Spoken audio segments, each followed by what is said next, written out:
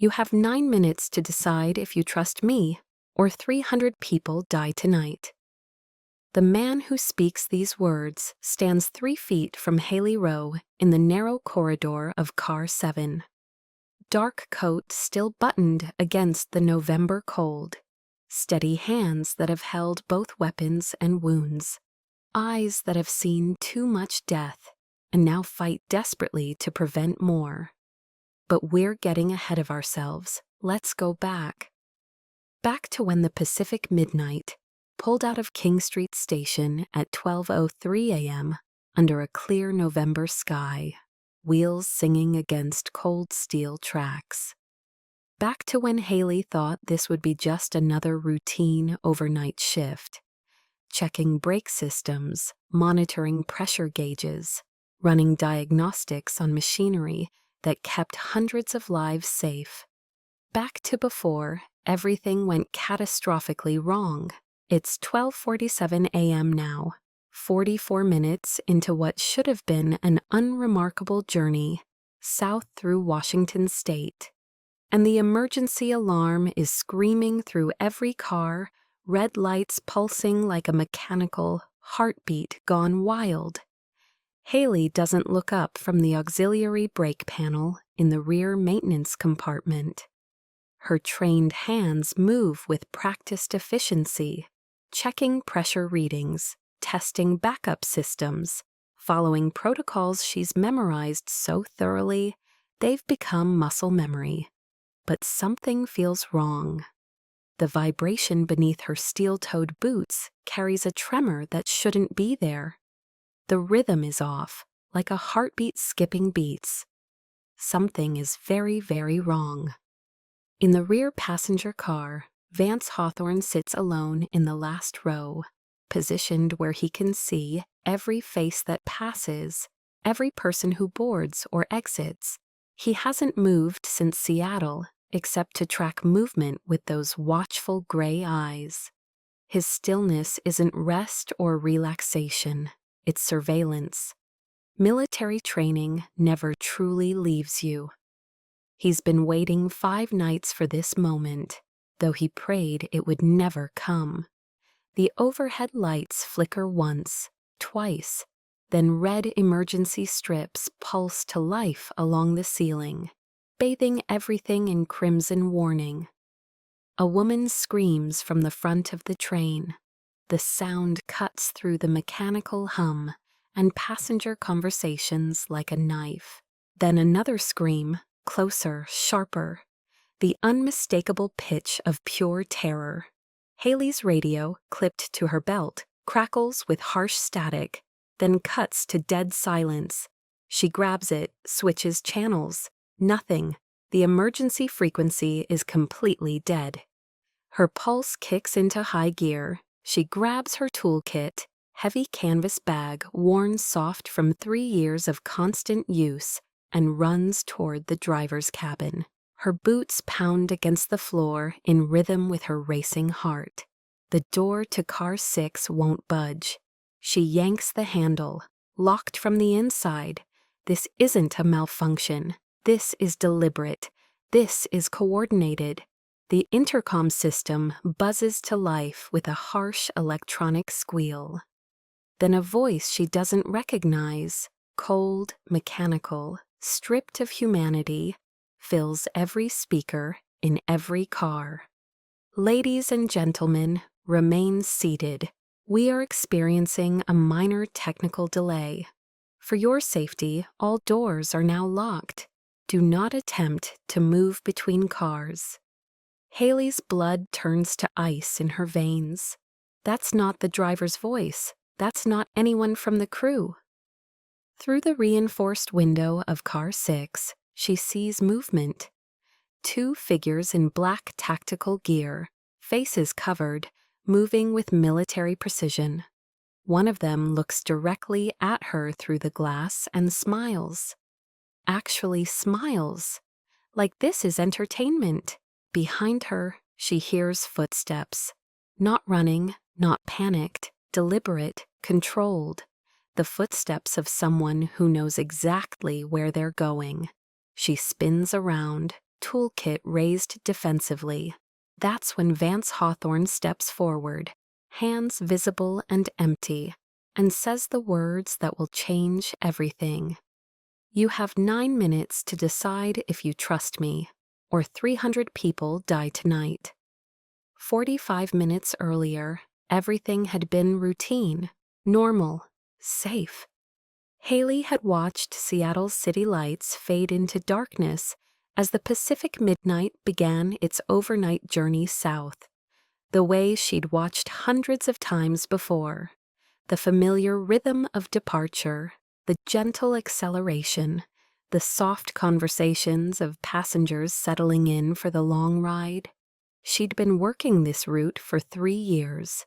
3 years, 2 months, and 17 days, if she was counting. And she was always counting. Ever since the accident that took her brother's life, Ethan had been an engineer on the Northern Cascade Line, working the overnight route through the mountains.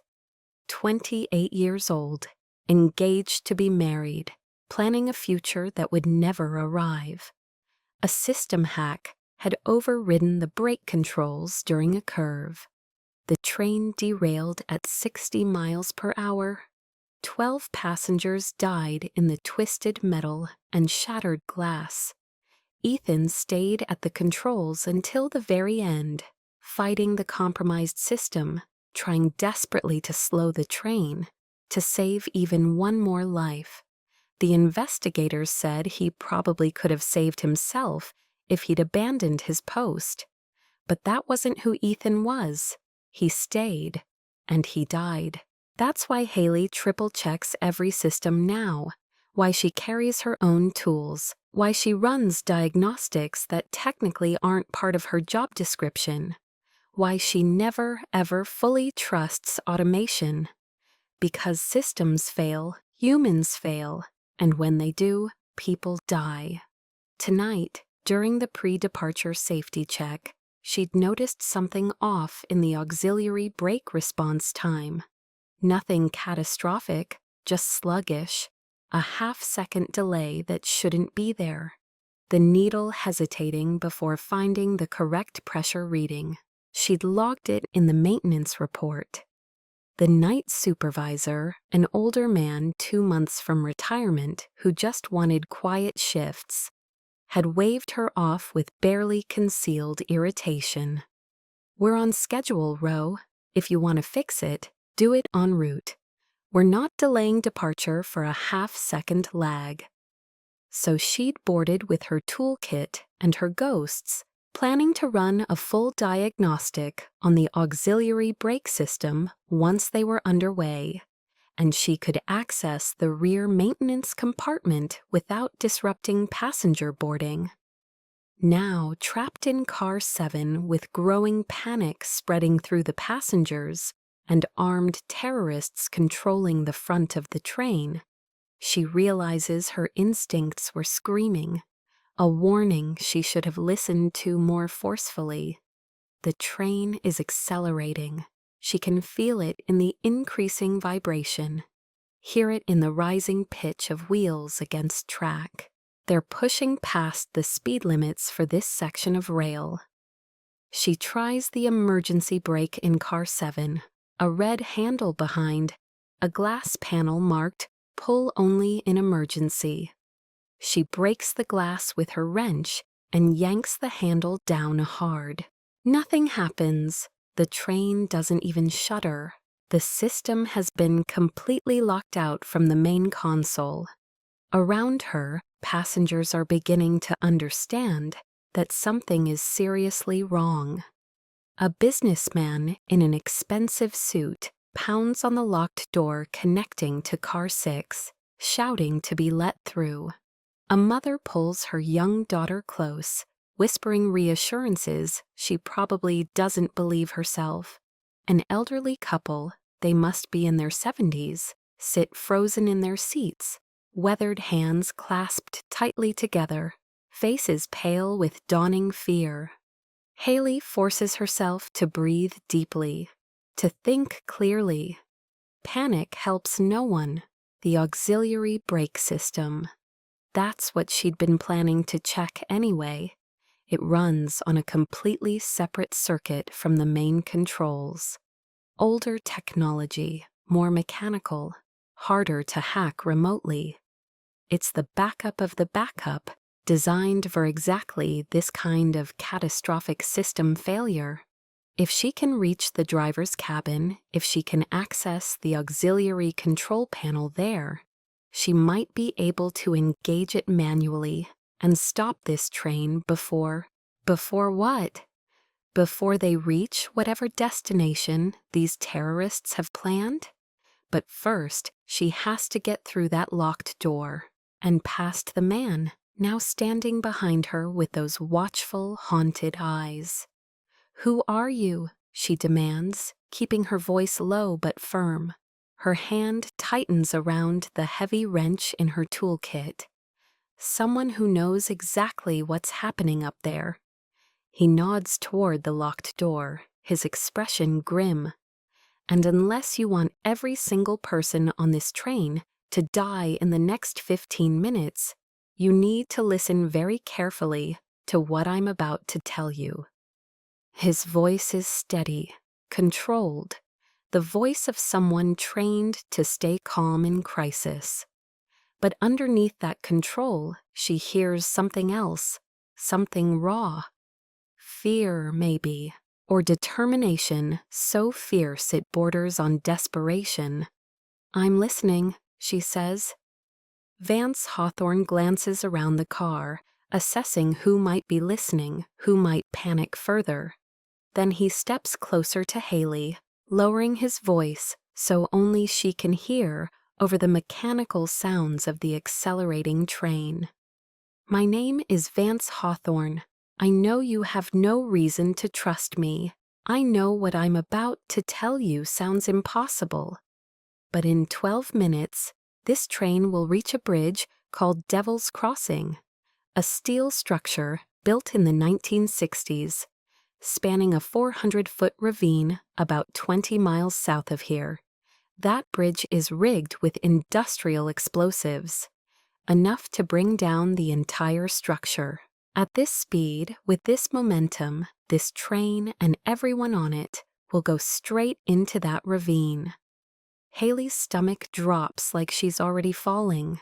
Devil's Crossing. She knows that bridge. Every engineer on this route knows it. Old steel, weight restrictions. Scheduled for replacement next year but still in service, because funding hadn't come through yet.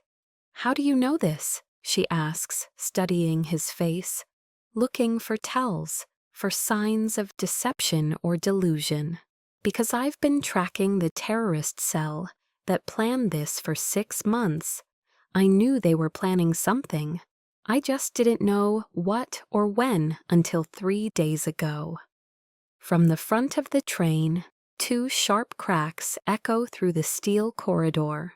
Unmistakable. Gunfire. Passengers scream. Some duck instinctively. Others freeze, minds unable to process what they're hearing.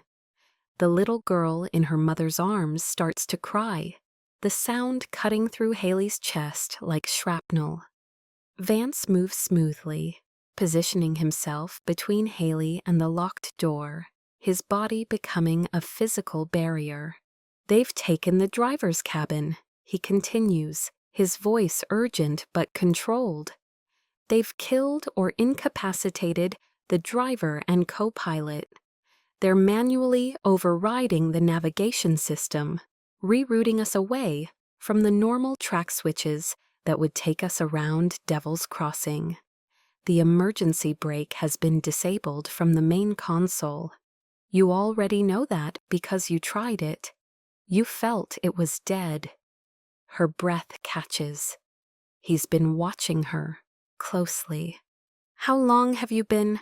"I've been on this train for 5 nights, watching, waiting, hoping I was wrong."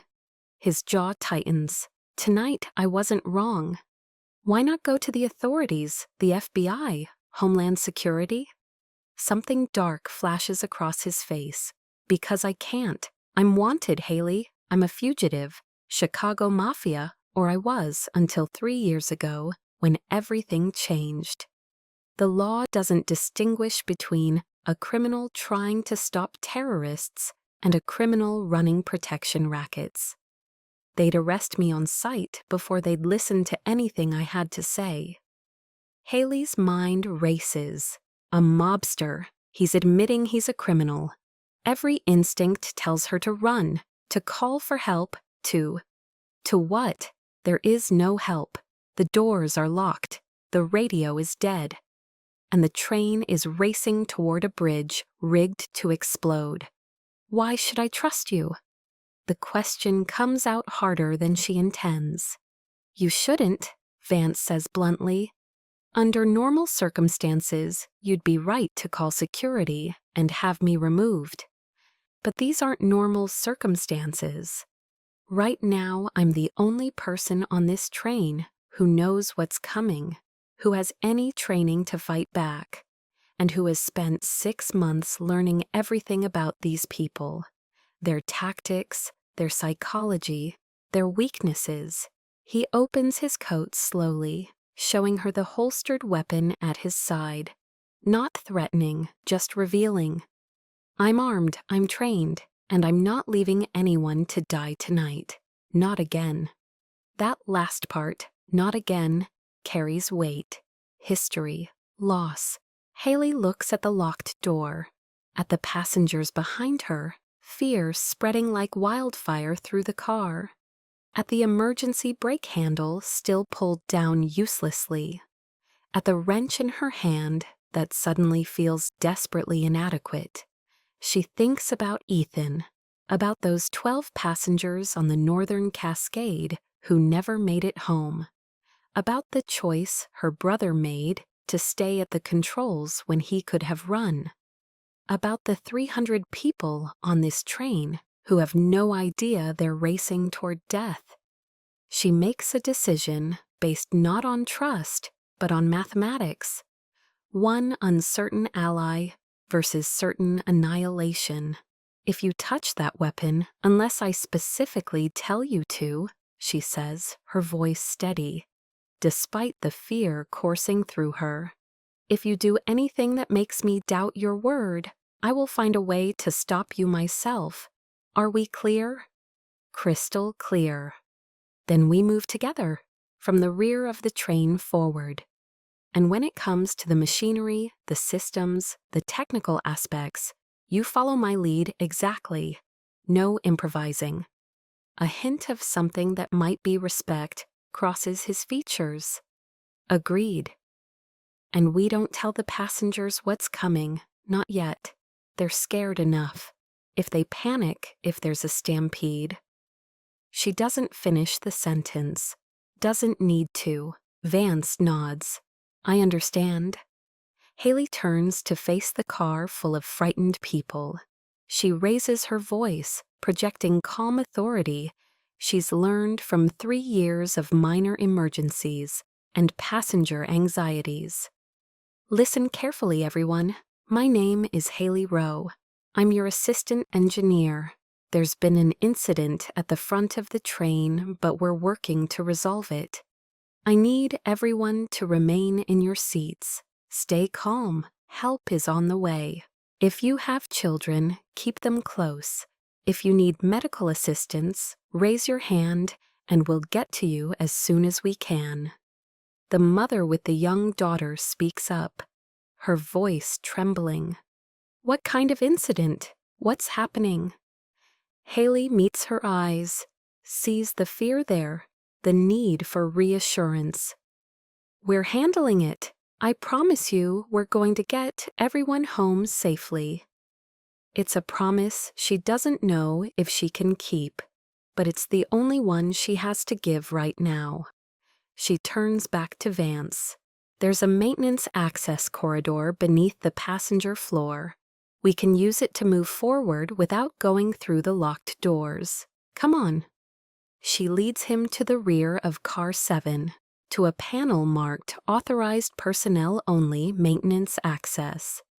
She pulls it open, revealing a narrow shaft descending into darkness. After you, Vance says quietly. Haley looks at him. Scared I'll lock you in? No, but if there's something dangerous down there, I'd rather face it first. She almost argues, then realizes he's right. She doesn't know what they'll encounter. And despite everything, he's trained for exactly this kind of situation. Fine, but don't get too far ahead. Vance drops into the maintenance corridor. Haley follows immediately, pulling the hatch closed above them. The space is cramped, dark, loud. The sound of wheels against track is deafening down here. Metal screaming against metal as the train pushes faster and faster beyond safe speeds. If you believe in courage that rises when everything falls apart, stay with us. This journey has only just begun, and if this story moves you, subscribe to join us for more nights like this one. The maintenance corridor is a nightmare of tight spaces and mechanical hazards, exposed cables, hot pipes, oil stains on metal grating. The roar of the wheels directly beneath them is so loud, Haley has to shout to be heard. She crawls forward, her flashlight beam cutting through the darkness. Vance follows close behind, moving with surprising grace for someone his size in such a confined space. There's an access ladder at car 5, she calls back. But they'll have posted guards. We need a plan. What kind of resources do we have? Vance asks. Haley thinks fast. The galley in car 5. Pressure cookers, cleaning supplies, gas lines if we're desperate. Even in the darkness, she can sense his approval. They reach the ladder after what feels like an eternity, but is probably only 3 minutes. Haley climbs first, pressing her ear against the hatch above. Listening. Footsteps. At least 2 people moving back and forth. Speaking in Russian. She recognizes the language, but doesn't understand the words. Guards, definitely. Patrolling. She signals to Vance. 2 fingers. He nods. Understands immediately. She carefully, silently pushes the hatch open just a crack. Enough to see. The galley appears empty, but she can hear the guards in the corridor just beyond. They need a distraction, something loud enough to draw the guards in, but not so catastrophic it endangers passengers. She drops back down the ladder. I have an idea. We create a small explosion in the galley. Nothing dangerous, just loud and smoky. They'll come running to investigate. That's when we take them. You know how to make an explosion? Vance's tone carries interest, not judgment. My brother taught me chemistry along with engineering. He said the best engineers understand both construction and controlled destruction. Her voice catches slightly on the past tense. We can use a pressure cooker as a makeshift concussion device. Add some cleaning fluid, the industrial ammonia-based stuff they use in train galleys creates a lot of smoke when heated. Set a delayed ignition. We'll have maybe 45 seconds before it goes off. And you're sure it won't hurt anyone? It'll be loud and scary, but controlled. She meets his eyes in the dim glow of her flashlight. I wouldn't risk passenger safety, not ever. Vance nods slowly. Then let's do it. I'll handle the guards when they come through. You focus on making sure nothing goes wrong with your device. They climb back up. Haley eases the hatch open and pulls herself into the galley. Vance follows, moving with the silent efficiency of someone with military training. The galley is small and organized, industrial kitchen equipment secured for travel. Haley works fast, her hands steady despite the adrenaline flooding her system. She grabs a pressure cooker from the rack, checks the seal, and sets it on the counter. From under the sink, she retrieves a large bottle of industrial cleaning fluid. The label warns about fumes and flammability. Perfect. She pours half the bottle into the pressure cooker, then twists the pressure valve to its highest setting. The device will build pressure rapidly once heated. She lights one of the gas burners on the stove, set on low, and places the cooker over it. "We need to get behind cover," she whispers to Vance. "When this goes off, it's going to be loud." They crouch behind the galley's steel counter. Haley checks her watch. 30 seconds, 20. "When they come through," Vance says quietly, "there will be maybe 2 seconds of confusion. That's our window. I'll take the first one. You handle the second. Aim for the knees or midsection, anywhere that will bring them down without requiring lethal force. Can you do that?" Haley thinks about the wrench in her toolkit, about 3 years of maintaining heavy machinery, about her brother's voice teaching her that sometimes protecting others means being willing to fight. "Yes," she says, "I can do that." 10 seconds, 5. The pressure cooker begins to emit a high-pitched whistle. Steam pours from the valve, then crack. The cooker explodes with a sharp, percussive bang. Not a real explosion, just the pressure seal failing violently. But it sounds like a gunshot. Thick white smoke billows from the cooker, setting off the fire alarm. Smoke fills the galley, pouring into the corridor. Immediately, she hears shouting in Russian, running footsteps. 2 men burst through the galley door, weapons drawn, coughing through the dense smoke, trying to locate the source of the explosion. Vance moves like water flowing around obstacles. He's on the first guard in a heartbeat. A precise strike to the wrist, military training, textbook disarm. The gun skitters across the floor with a metallic clatter. The second guard pivots, trying to aim through the smoke. Trying to target Vance, Haley doesn't think. She acts. She swings her heavy wrench in a hard arc, connecting with the side of the man's knee. She feels the impact shudder up her arms. The guard's leg buckles. He goes down hard with a howl of pain. Vance is already on the first guard, using a chokehold, the kind designed to render someone unconscious in seconds without permanent damage. The guard struggles briefly, then goes limp. The second guard, despite his damaged knee, is reaching for his dropped weapon. Haley kicks it away. The man lunges at her. She sidesteps, awkward but effective, and brings the wrench down on his reaching hand. Not hard enough to break bones, but hard enough to make him reconsider. Vance is there in a second, subduing the second guard with the same efficient chokehold. Silence, except for the fire alarm still shrieking and the smoke slowly beginning to clear. Haley leans against the counter, breathing hard. Her hands are shaking now, adrenaline catching up. "You okay?" Vance asks, checking her over for injuries. "I've never hit anyone before," she admits. Her voice sounds distant to her own ears.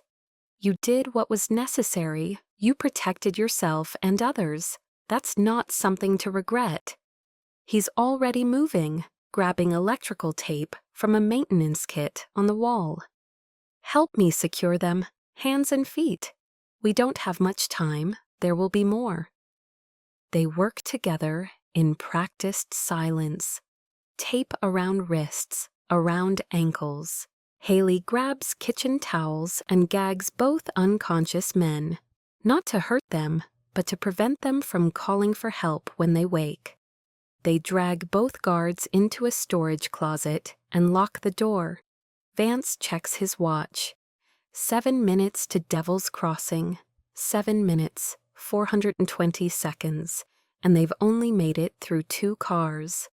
The VIP compartment is next. Haley says, wiping sweat from her forehead.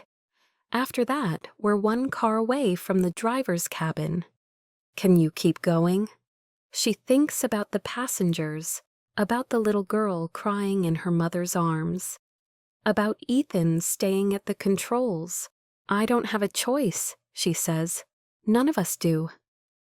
They move forward, together. The VIP compartment door in car 3 is welded shut from the outside. Thick beads of metal seal it completely. Haley runs her fingers along the crude weld, feeling the heat-warped steel. They sealed it right after taking the cabin. They knew someone might try to come through. Vance examines the door, testing its integrity. Cutting through this would take 10 minutes we don't have. Then we go over. He looks at her. Over. The roof. Emergency access hatches on every car.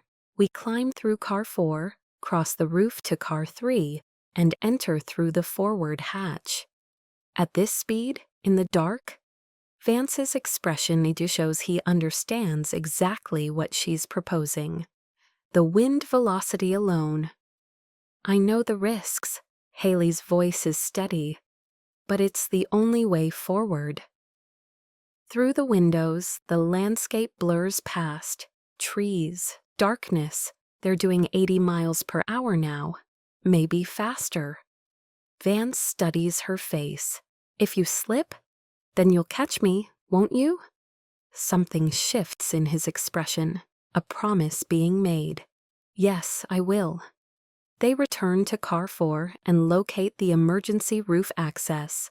A metal ladder leads up to a hatch secured with a simple latch. Haley climbs first, her heart pounding so hard she can feel it in her temples. She releases the latch and pushes. The hatch resists wind pressure, then suddenly gives way. Night air explodes through the opening. Cold, brutal. The wind screams like a living thing, tearing at her clothes and hair with violent force.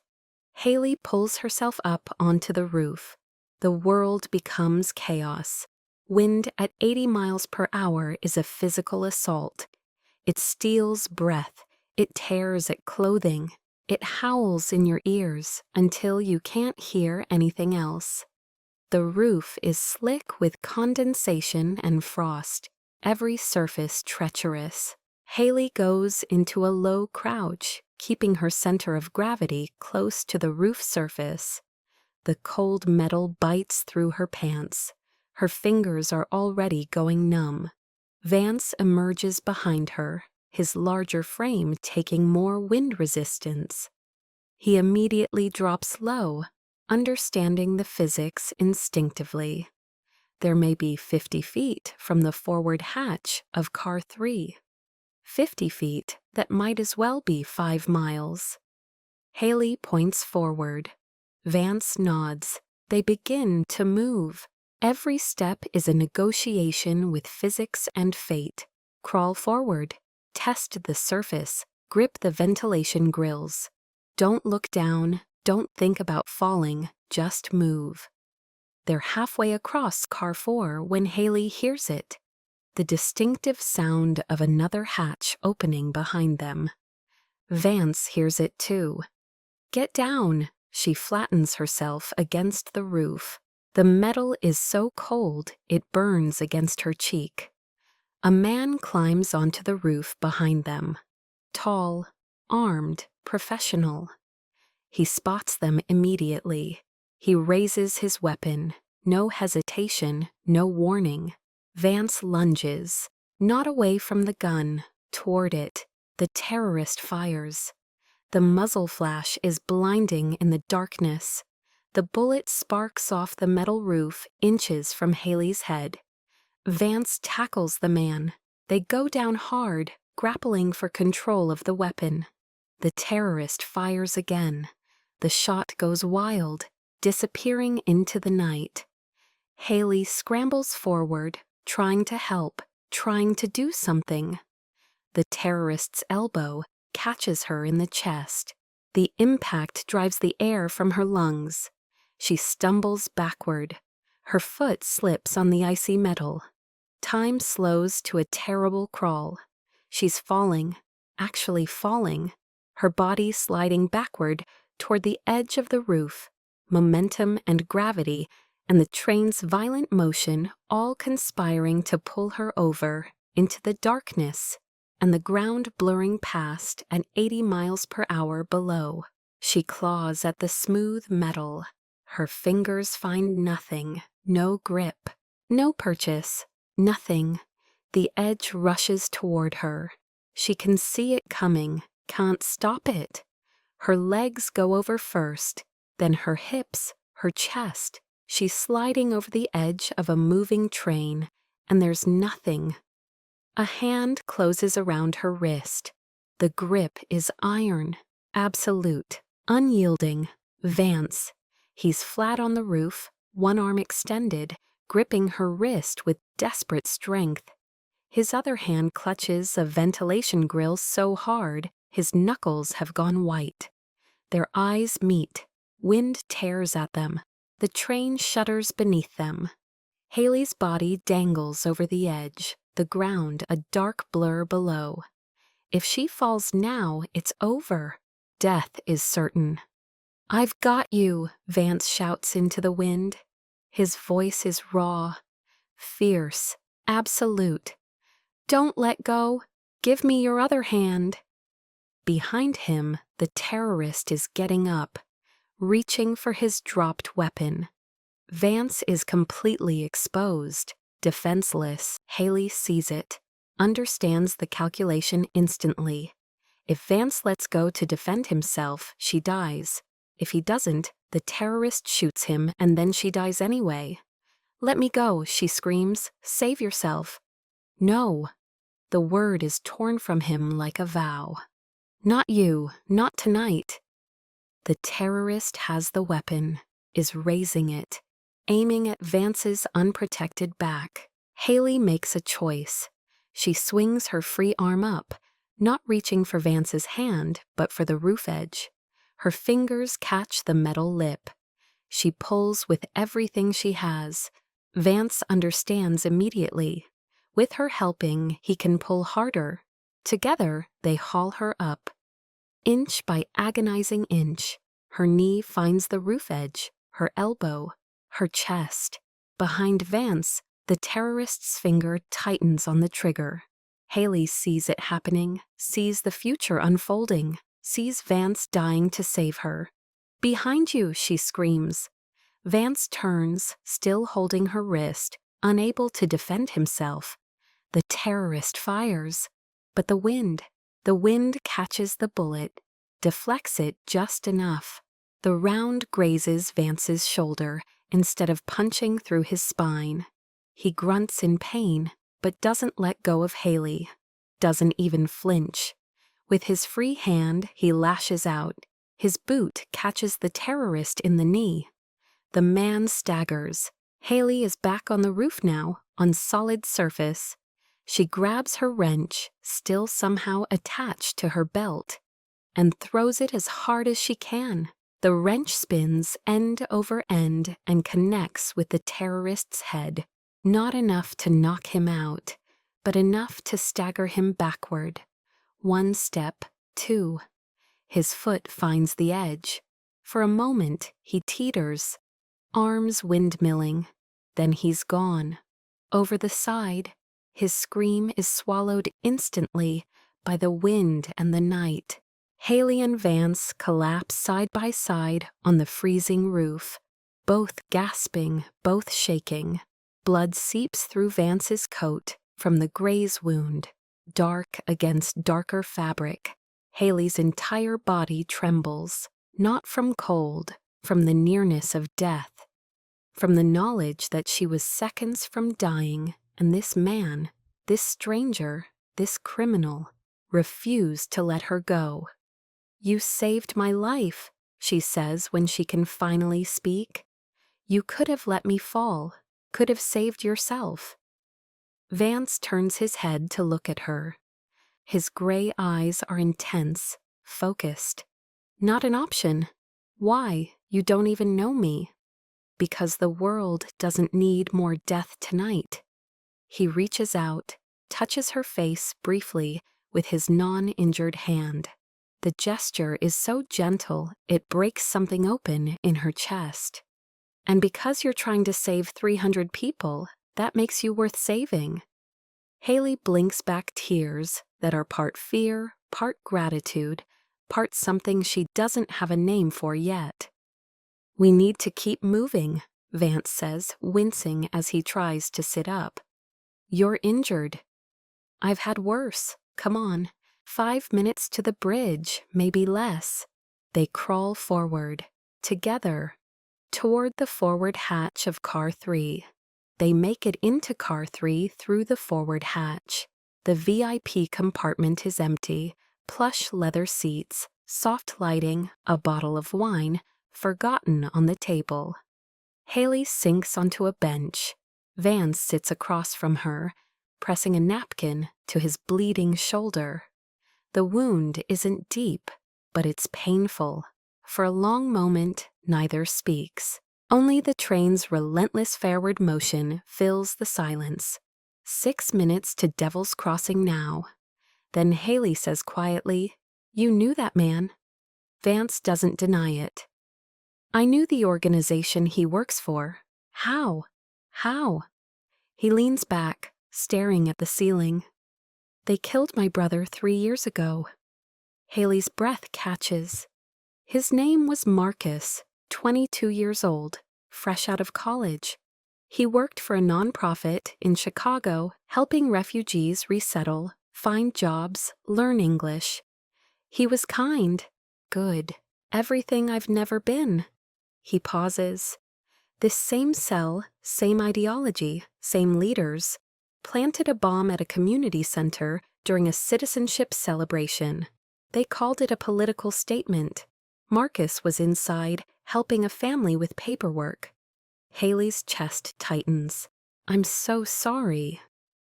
"I was supposed to be there too, but I got held up." His jaw clenches. Mafia business. The kind that makes you money but costs you everything. I was 3 blocks away when the bomb went off. I felt the shockwave. I ran. I pulled 6 people out of the rubble that day. But I couldn't find Marcus. Not until the fire crews brought him out 6 hours later. That's why you're hunting them. I spent the next 2 years using every contact I had, every resource, every connection from 20 years in organized crime. I found their networks, their supply lines. I've been dismantling them piece by piece. He meets her eyes. I got a tip 3 days ago, anonymous. It said they were planning something big involving transportation, public casualties. I've been riding this route for 5 nights, watching, waiting. You came alone? I couldn't go to authorities. I'm wanted, Haley. By the FBI, by rival families. I'm one of the criminals. He laughs bitterly. The law doesn't distinguish between trying to stop terrorists and running protection rackets in Chicago. But you're trying to stop them now. That doesn't erase what I've done, the people I've hurt, the person I've been. His voice drops. I'm not a good man, but maybe tonight I can be a better one. Haley reaches across the space between them. Her hand finds his. My brother died 3 years ago, on a train, the Northern Cascade. Vance's eyes widen. The hack, the brake override. 12 people died. Ethan was the engineer. He stayed at the controls trying to slow the train manually while passengers evacuated. He died protecting them. She blinks back tears. That's why I'm here. Why I check every system obsessively. Because I couldn't save him, but maybe I can save someone else. They sit in the weight of shared loss. 2 people shaped by tragedy, by the brutal knowledge that the world can take everything in a heartbeat. Vance's voice is soft. You're the bravest person I've ever met. I'm terrified. That's why it's brave. Courage isn't the absence of fear. It's acting despite it, choosing to stand when every instinct screams to run. Haley looks at him, really looks, past the hard edges honed by years of violence, past the reputation, the criminal record, the hunted life. She sees someone trying, someone fighting for something bigger than himself, someone who's lost as much as she has and decided that loss doesn't get to define him. You're not the person they say you are, she says. How can you possibly know that? Because you're still here? Because you didn't have to board this train 5 nights in a row, hoping to stop something terrible. Because when I was falling off that roof, you refused to let me go, even though saving me put your own life at risk. That's not a criminal. She searches for the word. That's someone who understands that redemption is possible, that change is possible. His watch beeps. The sound cuts through the moment like a blade. His expression hardens instantly. 3 minutes to Devil's Crossing. Haley stands, her resolve solidifying into steel. Then let's finish this. He takes her offered hand, pulls himself up despite the pain in his shoulder. Together. The driver's cabin is a fortress, 3 locks, a digital keypad with 12-digit code, a reinforced mechanical deadbolt, and a welded plate across the handle. Haley stares at it, calculating odds. This is military-grade security. They had time to prepare. Vance pulls a small electronic device from his coat. Half phone, half lockpick. I can bypass the keypad. The bolt you'll have to force. How long until Devil's Crossing? He checks his watch. 3 minutes, maybe less. 3 minutes, 180 seconds. To break through 3 locks and stop a train doing 85 miles per hour. Haley pulls out her largest wrench and pry bar. The deadbolt is designed to withstand force, but everything has a breaking point. When this door opens, she says, they'll shoot. You stay behind me until... Absolutely not. I have tools for cover. You have a bullet wound. This isn't negotiable. Haley, do you trust me? He stops, stares at her, then nods. Yes, then follow my lead. The keypad beeps. Vance has cracked the code. Green light. Haley wedges the pry bar under the deadbolt and pulls. Nothing. The metal doesn't even groan. Vance, now. He moves beside her, grabs the pry bar. On 3. 1, 2, 3. They pull together, muscles straining, metal screaming in protest. The bolt shears off with a crack like thunder. 2 down, 1 to go. The welded plate. Haley examines it. Fresh weld, crude, done quickly. Cover your ears, Vance says. He draws his weapon. He fires 3 precise shots into the weld points. Deafening noise. Sparks fly. The plate buckles. Haley kicks it. Once, twice. On the 3rd kick, it tears free. The door swings open. Inside, chaos. 2 terrorists, one at the controls, another standing guard, both armed. The guard spins, weapon already rising. Vance shoves Haley aside and fires first. The bullet hits the guard's shoulder. He drops, screaming. The second man, at the controls, fires back. The shot goes wide, punching through the control panel. Sparks explode. Smoke fills the cabin. Through the front window, Haley sees it. Devil's Crossing Bridge, maybe half a mile ahead. Black silhouette against the night sky. And even from here, she can see the shapes attached to the support beams, explosives, enough to bring down the entire structure. Vance, the auxiliary brake, now. He's grappling with the terrorist at the controls. They slam into the wall. The terrorist's weapon skitters across the floor. Haley dives for it. Her fingers close around cold metal. She aims, hesitates for a fraction of a second. She's never shot anyone. Then thinks of the passengers behind her and pulls the trigger. The bullet hits the terrorist's leg. He collapses. Vance stands, blood from his reopened shoulder wound spreading across his coat. The brake, Haley, now!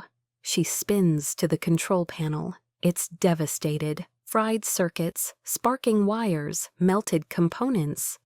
The main brake system is completely destroyed, but the auxiliary brake, she tears open the secondary panel, finds the manual override circuit buried under damaged wiring, still intact.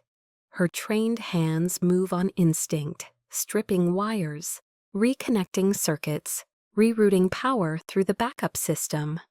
Through the window, the bridge looms closer. 300 yards, 200 yards. Haley, Vance's voice is tight with tension. Almost 150 yards. She twists two wires together. The auxiliary system flickers. Amber warning light. Come on, come on. 100 yards, green light. System active. She grabs the manual emergency brake lever and yanks it with every ounce of strength she possesses. The train screams, metal grinding on metal, wheels lock. The entire train shudders violently, cars compressing against each other with brutal force. Passengers cry out, luggage flies, the world tilts and shakes, and then silence. The train stops. Haley looks out the front window. The edge of Devil's Crossing Bridge is perhaps 180 meters ahead. Close enough to see the explosives clearly. Close enough to see the 400-foot drop beyond. But they made it. They stopped. Vance leans against the wall, pale from blood loss. You did it. Haley's legs give out. She sinks to the floor. We did it. Outside, in the distance, sirens begin to wail. Red and blue lights flash through the trees. FBI, police, emergency services, help is coming. Vance looks at her. For the first time since she met him, he smiles. A real smile. Exhausted, relieved, human. 300 lives, he says quietly. You just saved 300 lives. We saved them. She reaches out, takes his hand. Together. The passengers are evacuated first. One by one, they step off the train into the cold November night, wrapped in emergency blankets, holding each other. Families, strangers, survivors. Haley stands on the platform watching them disembark. Her body aches, her hands are bruised, but she's never felt more awake. A woman stops to embrace her, the mother with the young daughter from car 7. Thank you, she whispers, voice breaking. Thank you for bringing us home. An elderly man shakes her hand firmly. A teenager nods with tear-filled eyes. A businessman claps her shoulder. One by one they thank her, and with each gratitude expressed, something inside her begins to heal. Behind her, FBI agents move through the train, securing terrorists, documenting evidence, photographing the scene. EMTs tend to the wounded. Officers take statements. A senior FBI agent approaches, tall, gray-haired, jacket marked Special Agent Wallace. His expression is professional but not unkind. Miss Rowe, we need your statement. Of course. The agent glances past her toward the train. And the man who was with you, the one who helped stop this, where is he? Haley turns. Her heart sinks. Vance is standing near the rear of the train, hands cuffed in front of him. 2 agents flank him. He's not resisting, not arguing, just standing, waiting, like he always knew this moment would come. The agent's tone is careful. Do you know who he is? Haley meets the agent's eyes. Yes. Do you know what he's wanted for? I know he's wanted for things he's done in the past, things he can't undo. Her voice is steady, clear. I also know that tonight, if it weren't for him, 300 people would be dead. I know he risked his life repeatedly to save strangers. I know he caught me when I was falling off a roof at 80 miles per hour. I know he stood between me and bullets, and I know. Her voice cracks slightly. I know that whatever else he's done, tonight he chose to be a hero. Agent Wallace studies her for a long moment, then nods slowly. That will be documented, all of it, in detail. Will it matter? I can't make promises, Miss Rowe, but yes, it will matter. Haley walks toward Vance. The agents don't stop her. He looks up as she approaches. In the harsh glare of floodlights, she can see exhaustion etched into his face, pain from his shoulder wound, the weight of knowing what comes next. They're taking me in, he says quietly. I understand.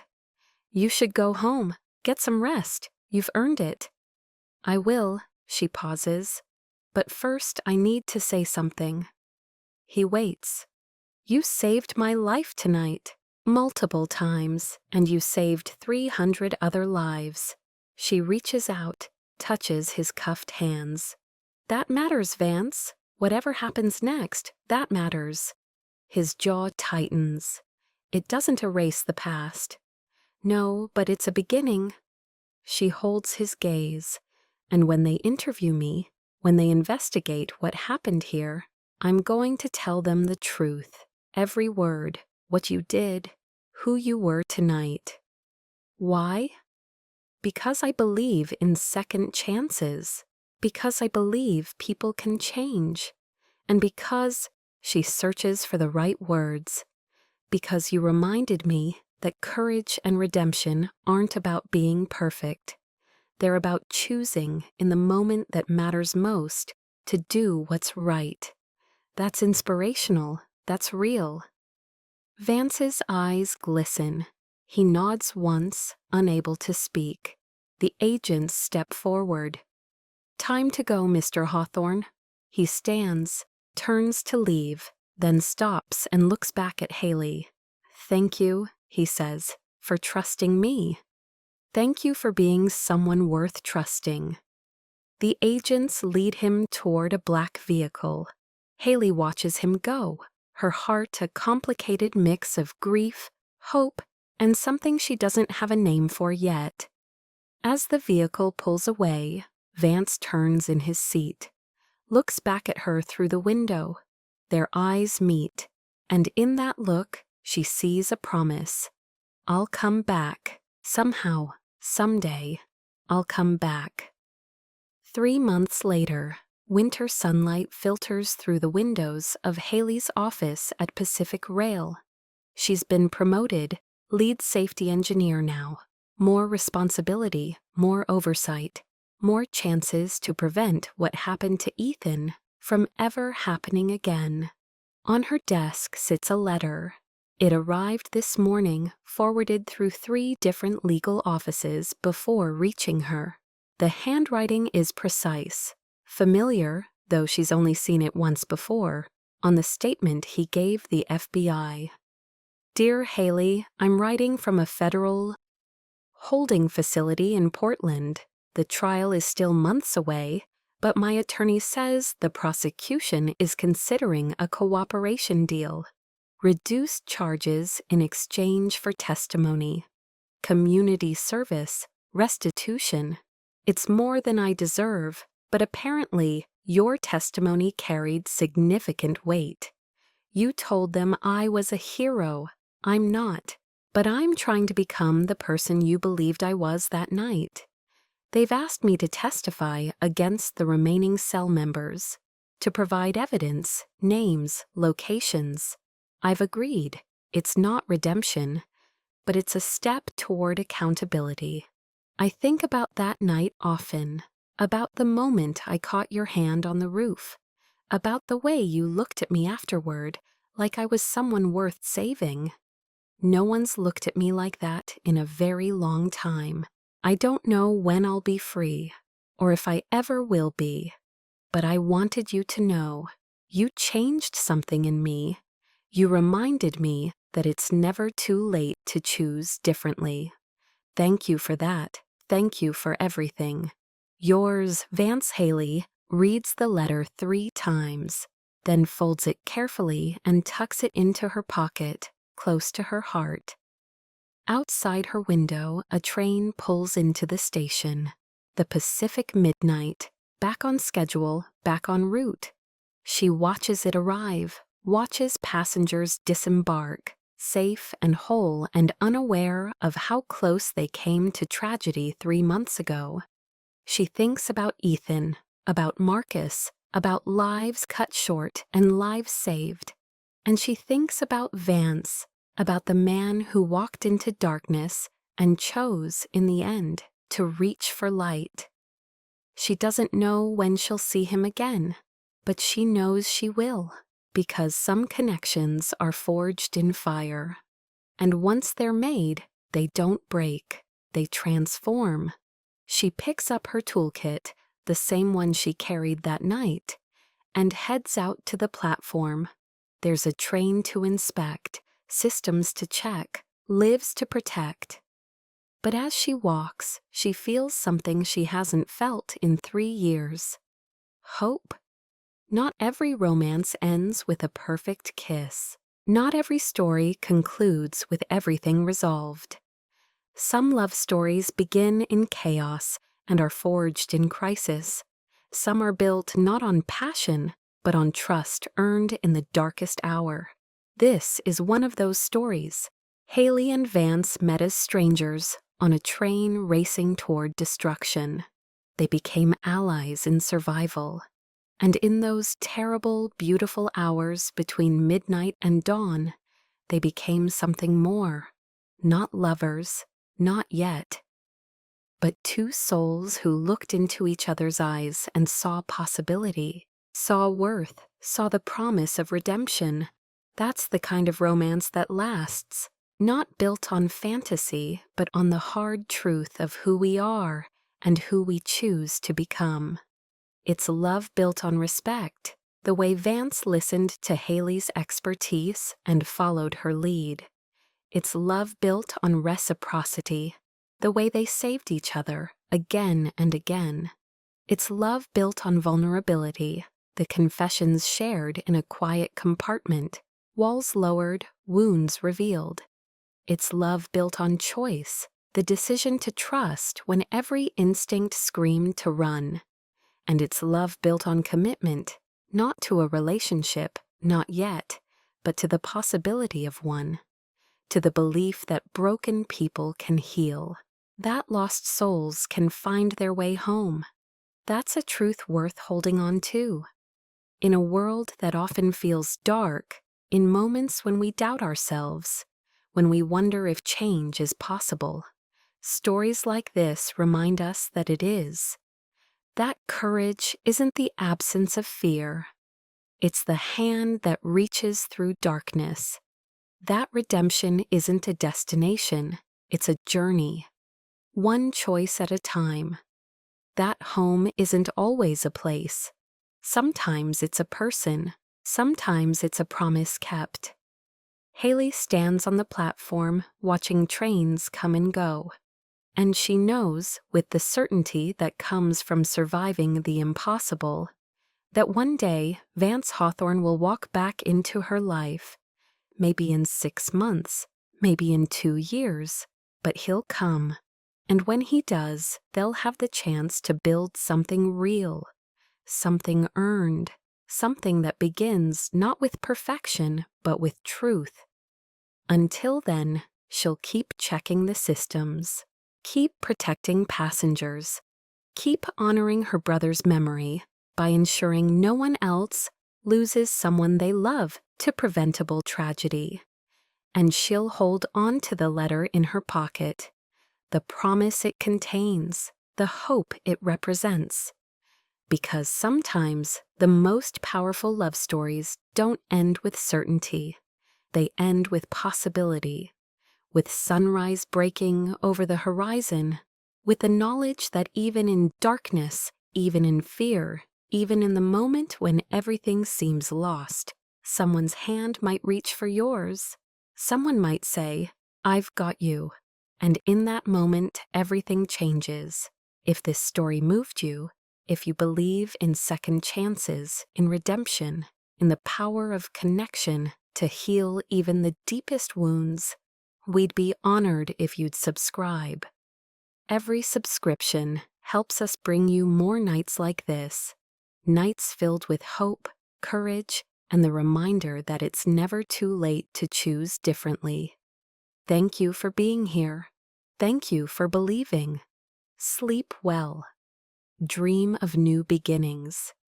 And remember, the best love stories aren't the ones that give us easy answers.